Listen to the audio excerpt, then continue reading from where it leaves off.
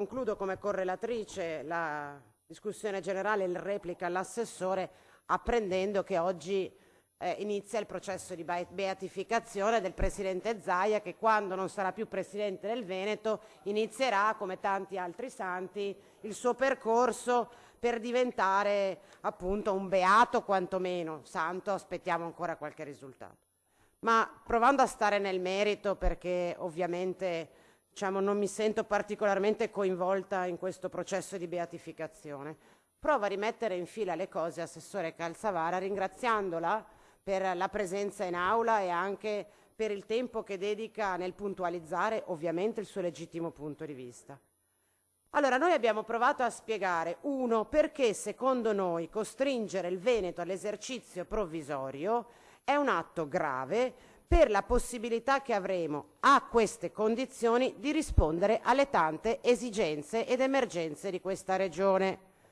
Possiamo dividerci, Assessore Calzavara, sul giudizio dello stato di salute del Veneto e del bilancio della nostra regione, ma lei non può venire in quest'Aula e dirci che l'esercizio provvisorio è una modalità di gestione dei conti pubblici normale. È una contraddizione in termini. Si assume la responsabilità di dire che ci state portando in una gestione straordinaria, che è contraria a quei principi contabili che non a caso sono stati cambiati. Non è che nel 2015 il legislatore decide di impedire agli enti pubblici di lavorare in esercizio provvisorio perché doveva fare un dispetto a lei. Il legislatore a un certo punto dice: siccome la modalità di approvazione dei bilanci in esercizio provvisorio è negativa per i conti pubblici, la vietiamo per legge e la prevediamo soltanto in casi assolutamente eccezionali. E proprio perché siete così bravi, Assessore Calzavara, da raccontarci quanto negli ultimi 10 anni avete sempre approvato il bilancio entro il 31/12. Torno con la domanda che abbiamo fatto all'inizio e alla quale non ci avete risposto. Perché avete scelto stavolta di non essere sempre così bravi come dite di essere stati in questi 10 anni? Perché avete scelto di utilizzare una modalità straordinaria che la legge prevede nei casi di difficoltà di approvazione entro i termini, che si chiama esercizio provvisorio, e l'avete scelto voi. E io onestamente, ma lo dico perché è facile essere orgogliosi di essere veneti a targhe alterne, io lo dico perché se continuate a spiegarmi che noi ci comportiamo esattamente come si comporta la Puglia e la Campania, io non sono proprio così convinta che sia una giustificazione che ai veneti possa interessare, perché sappiamo benissimo la Puglia e la Campania le difficoltà che hanno a chiudere i bilanci e che non dovrebbero appartenere alla nostra, alla nostra modalità di gestione. E invece mi volete provare a convincere che tutto sommato non cambia niente, che alla fine della fiera l'abbiamo sempre sfangata in qualche modo e che alla peggio facciamo come De Luca e Emiliano. Complimenti! Zaia come De Luca ed Emiliano, va bene così? Allora vendiamola così. E non mi dica che i tempi non ci sarebbero stati, perché anche nel 2020, Assessore Calzavara, il bilancio di previsione non fu approvato in giunta. E a settembre, facciamo metà, mi pare l'8 di ottobre, quando si costituì il nuovo Consiglio e la nuova giunta, ci furono tutti i tempi tecnici per approvare il bilancio, prima in giunta e poi in Consiglio. Quindi la volontà, l'avete fatto voi 5 anni fa, L'ha fatto lei come assessore al bilancio 5 anni fa, è stato nominato assessore al bilancio a metà ottobre, si è approvato il bilancio in giunta e entro il 31 dicembre l'ha approvato in Consiglio.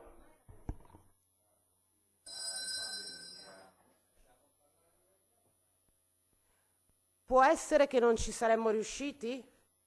Ma non provarci neanche?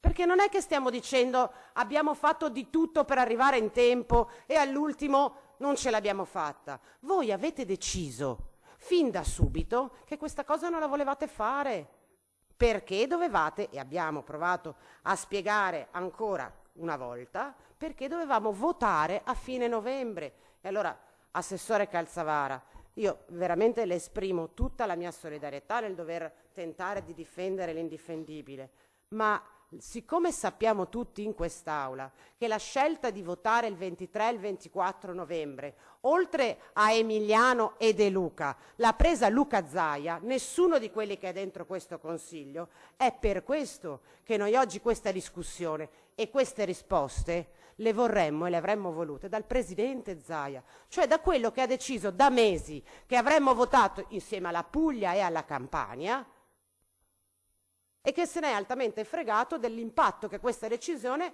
avrebbe avuto e avrà sui conti del bilancio. E quando noi siamo stati a chiedere conto al Presidente Zaia, visto che lui non si è degnato di venire a rendere conto direttamente nell'Aula, non ci ha risposto. Non vi ha neanche tanto difeso Assessore Calzavara, neanche tanto ringraziato, anzi non si è minimamente preoccupato. E io sono d'accordo con lei che i compiti di un Presidente di Giunta sono impegnativi, gravosi, importanti e che non possa avere ogni giorno il tempo di rispondere a noi poveri consiglieri di opposizione. Ma se mentre si vota o si dovrebbe votare l'autorizzazione all'esercizio provvisorio, se mentre tutti i capigruppo delle opposizioni ti chiedono di venire in aula, tu non solo non vieni in aula, ma convochi a 200 metri da qua una conferenza stampa per parlare dell'hockey e di non so quale sagra, se sono questi compiti gravosi per cui Zaia dovrebbe essere pagato più di me, discutiamone. Discutiamone i compiti gravosi. Non stava salvando un'emergenza, non stava inaugurando un reparto di un nuovo ospedale, stava facendo una conferenza stampa per raccontare di un provvedimento di bilancio che abbiamo votato 6 mesi fa. 6 mesi fa, si ricorda i 18 milioni per gli impianti del ghiaccio, era nel bilancio di previsione, però oggi doveva fare la conferenza stampa su questa cosa qua. E questo è un atteggiamento che manca di rispetto, prima di tutto a lei che è venuto qua e come sempre ha dovuto, diciamo, difendere l'indifendibile, e in secondo luogo a questo Consiglio regionale. Poi guardi, Assessore, glielo dico così, gliel'ho già detto diverse volte, provo a ripeterlo. Io giudico davvero irrispettoso prendersi gioco delle minoranze, ironizzando sui consensi reali o presunti di chi governa rispetto a chi fa l'opposizione. La informo, Assessore Calzavara, che in questo Consiglio non ci sono consiglieri di serie A e consiglieri di serie B. Qui ciascuno dovrebbe essere rispettato, soprattutto da parte di chi ha l'onore di rappresentare non la maggioranza dei veneti, ma tutti i veneti. E lei quando si siede in giunta non rappresenta solo i 7 su 10 che hanno votato Luca Zaia, dovrebbe avere l'intelligenza, la capacità di rappresentare anche i 3 che hanno votato il centro-sinistra e portare a quegli elettori, non tanto a noi, un po' di rispetto. Detto questo, abbiamo spiegato perché, secondo noi, la volontà di votare a fine novembre dipenda dal Presidente Zaia.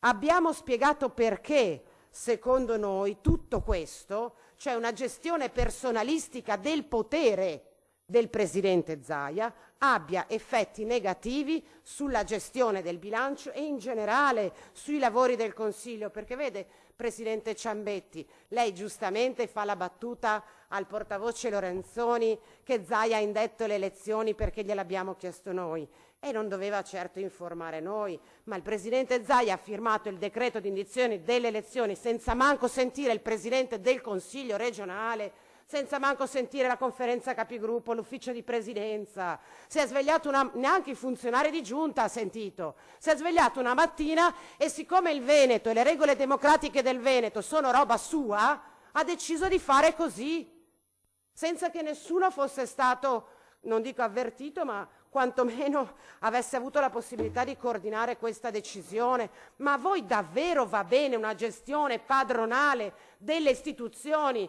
come quella a cui ci ha abituato il Presidente Zaia in questi 15 anni? Ma meno male che cambierà l'aria, perché quando uno sta troppi anni forte di quel consenso che non si scalfisce, perché anziché venire qua a accettare il confronto democratico, parla solo ed esclusivamente a senso unico, senza contraddittorio, e si circonda di persone che gli dicono sempre che è il numero uno, facile fare il presidente così, e si è abituato a occuparla quella sedia e non sta facendo un servizio ai veneti, sta facendo un servizio a se stesso e al proprio consenso.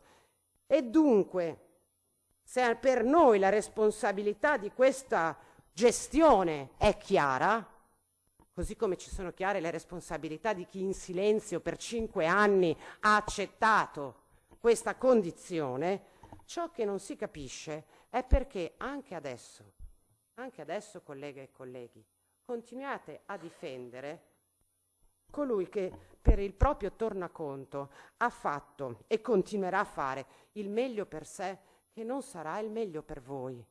Non so se ve ne siete accorti. Non c'è una battaglia che il presidente Zaia ha fatto per preoccuparsi del vostro di futuro. Il suo è sempre al centro dei propri pensieri.